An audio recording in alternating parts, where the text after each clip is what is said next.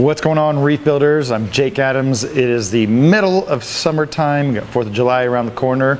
And my co-host for Reef Therapy, the official Reef Builders podcast, if you haven't listened to it, make sure to check it out. He's in town and he came by the studio and he was checking out a bunch of tanks. But this is one system that he really enjoyed. And I've been meaning to show you this in pieces, but I think what we're going to do is we're going to show you the whole system and then maybe ask you guys in the comments some of the sections you want us to focus on first. So originally this was the quarantine system, where we quarantined a lot of fish, all the fish that came through the studio. But since the tanks are mostly going, our needs for quarantining fish are much reduced. And I've talked about this on Reef Therapy about slowly transitioning this away from a fish quarantine system. And I'd say we're fully there because every tank is just filled with corals. So thanks for joining me on this video. We're going to dive into each different tier and how the tank is set up. And I think it'll just be a fun little ride, so thanks for joining us. So you might have seen these mode racks. They've really kind of spread out in popularity at a local aquarium store. There's a whole shadow industry of providing retail displays for fish stores and other purposes. So this is what we've used here for quarantine. It's 3-tier. Each tier is around 40 gallons, and the tank itself is about the same size, but this one has no divider. This one has 1 divider, this one has 2 divider, and it helps you, segregate your big fish, medium fish, and small fish. So I call this the anemone system because that was actually kind of the idea to start. It was just going to be a system for anemones. So the top rack, we have anemones. I'm going to show you those a little bit more. The middle one is lots of overflow, LPS, and certain kinds of frags. And in the bottom, we have the shroom room and the chalice palace. And this whole system comes with its built-in sump. And I don't know how many of you guys remember, but some of our earliest videos from the studio is we re-drilled it to have an individual outlet coming out of every single system, which allows us to get away without having power heads. But let me show you the heart of the system. It's down here below. There's kind of some legacy leftover stuff from when this was more for a fish system. So we got a big basket of biomedia, no real water flowing through it, it's just there. So I don't know that we need it. Here's the Clarity Gen 2 automatic filter roll. We left this one partition in just for stability, just for structural integrity. This is being filtered by a Tunzi 9004 DC. God, I always get those numbers mixed up. But it's the only protein skimmer that was short enough not only to fit inside this particular sump, but also for us to be able to get the cup out. And you don't even want to know what we do for that. But you'll notice there's a few NPS corals in here. They're not open because they usually open up at night, but we've got 3 ball tentacle anemones, 1 tubostrea, a handful of dendrophilia. But the only other thing here in the sump is we've got a Vectra L1 for the return and a small heater. But that Vectra L1 pumps through to all of these aquariums that I'm going to tell you about right now. Like I said, the reason I call this the anemone system is it was kind of planned for this to be all of our show anemones, but right now we're a little occupied down below with corals. But we did start out, while we were still quarantining fish down in the lower sections, we shut off this particular chamber from the rest and ran this independently just with anemones. So over here we've got bubble tips, we've got a handful of Nexus bursts with several Chicago sunbursts, same as a lemon drop when they're smaller, and they just move around super randomly and they split really well. I have a couple of Colorado sunbursts I want to put in here in the future. So here we have the bubble tips. This is definitely one of the showiest animals in the entire studio. This is a large, beautiful, as blue as you could ever hope carpet.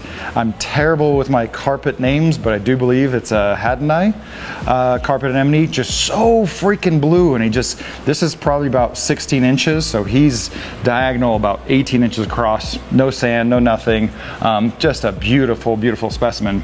And over here, this is an animal that I'm really, really proud of. This is a colloquially called Iridorai, but I guess now we're calling them more like Magnifica anemones. I'm really proud of this one because I've actually had it for 3 years. And when I first got it, it was so big I had to have it in a cage in one of the coral flats. And it just got smaller and smaller and smaller slowly over time. And it wasn't until I recognized that my phosphates and nitrates were too low and literally started dosing it that this guy has started to grow again. So yeah, I think I actually got him around 4th of July 3 years ago. And he insists on being on the top level. There's, again, and they block their own flow, but I don't know if you can catch this, but behind it is another animal I'm really proud of, is a big pizza anemone, a really nice rainbow pizza anemone with just like green streaks and a purple rim, and it's taken us a long time to get it super happy again. So, and underneath it, a nice kind of cherry red Sabay anemone. And I'm sure some of you guys are already asking, why aren't there clownfish in here? And sad news is, we had blue stripes here, wild true percula here, and then maroon alaris hybrid over here. I bought I added one coral to the system. It was just a random chalice back on Small Business Saturday, local fish store Saturday, and that must have introduced something because all the clownfish came down with like a really bad case of clownfish disease, and we weren't able to save them despite the treatment. So that's the anemone system. The mode rack came with some pretty decent like medium output LED lights, so that's what we're running here, and there's a Vitamini, Illumagic Vitamini strip light on the back that you can see here, and in the front, pointed backwards, you can't see, is a 3-foot Nico bar. And so you're going to see a similar kind of hodgepodge of strip fixtures on each one. But I'd love for these to have more flow, but the anemones they're doing really, really good. So let's take a look at the next tier.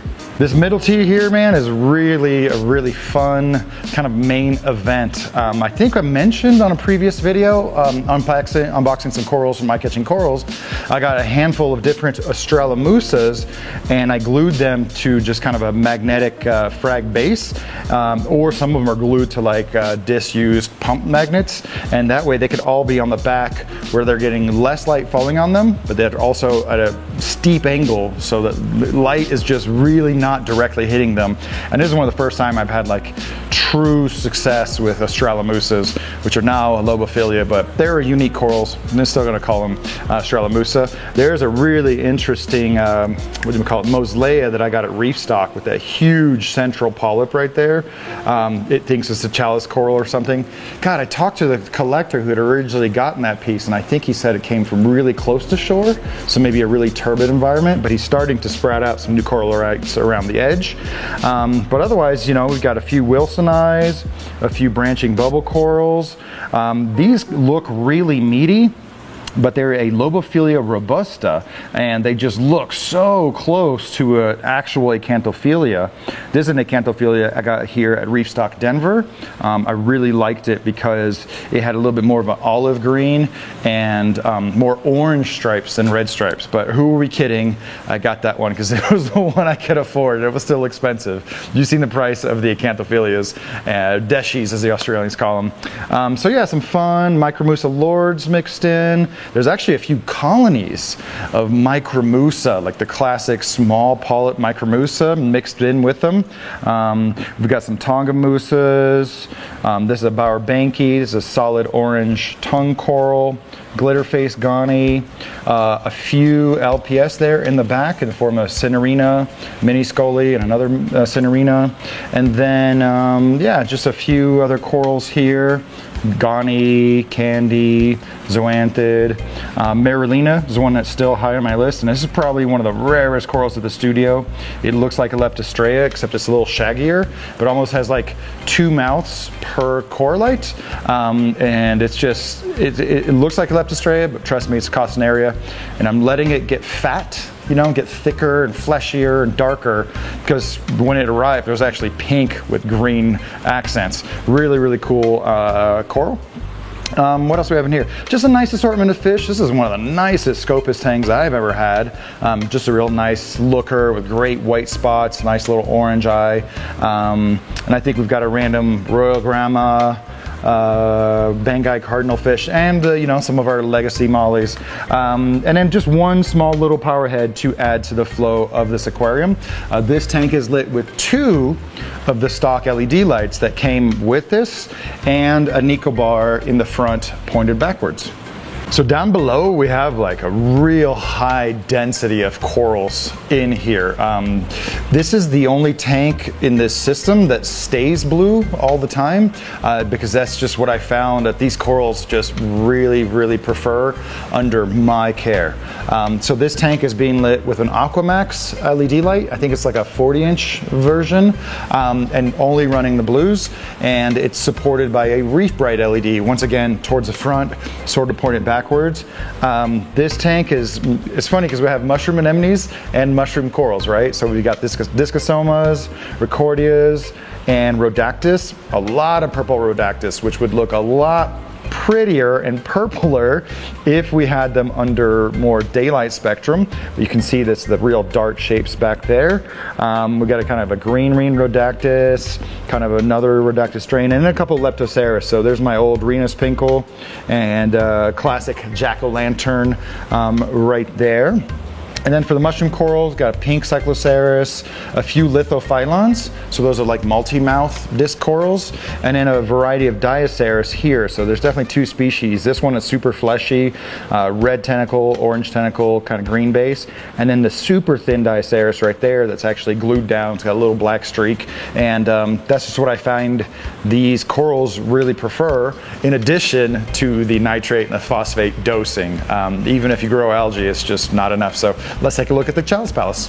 Now for the Chalice Palace, this is probably one of my favorite kind of focused aquariums here at the studio, because I took chalices from all over the studio and I just put them all in here where they get low flow, low light, higher nutrients. Most of these super colorful ones are going to be Echinophilias.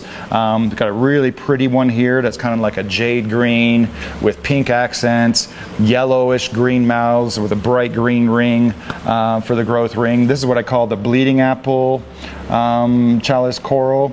The one behind it, that with the pink mouths, I've actually had that strain for 12 or 13 years. Really cool to be able to say that. So over here is mostly the Echinophilia. You'll see we've got a bunch on the back. Everything's doing well. And then over in the back right corner, that's where I've kind of concentrated the Mycedium and the Pectinia. The Pectinia in the corner is actually fallen a little bit, but that's one that's like plating and branching, just such a cool coral. I remember getting that one at Aquashella from Trash Panda. There's a few pieces in here from Trash Panda. He just had some really good chalices on the spot, so that was pretty cool.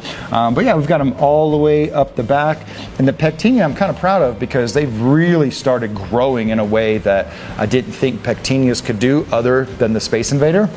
But yeah, they're definitely ready to spread out. And then right here on the corner, you won't be able to see it, but those are some small frags of a green splattered or green striped Pachyceras, and I got those from Tampico Coral Farms out in Oregon. Pachyceras is just flying under the radar as an aquarium coral, even though it's like one of the most common corals out in the wild, from the depths to the shallows. So really cool to have those 3. I set them to the side so they could have some more muted energy hitting them. But yeah, this is a pretty cool tank. I really love a lot of the chalices on the back. Most of those are Australian. The Inferno chalice with the red mouths and the green ring, and then the original Alieni, not the original strain, but original Alieni strain would be brown with green mouths and a green rim.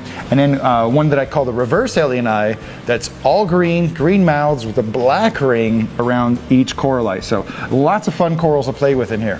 For the meantime, I'm still going to call this the anemone system because I have plans to expand the shroom room to its own tank, the Chalice Palace to its own tank, and all these guys here are slated to go somewhere else where I can kind of separate out the bubble tips and some of these crowded anemones. But this is one of those tanks that we set up, no live rock, no cycling, nothing. We don't even dose this tank automatically. We'll dose it like once a week, every other week, mostly keeping up with the alkalinity on a small basis, but now that the chalice corals are really growing, it's going to need it a little bit more. So this is a really fun system. If you'd like us to do a video showcasing any one of these tiers, go ahead and put your vote in there. I've been meaning to show off the Chalice Palace on its own, but this has been a really delightful system to operate.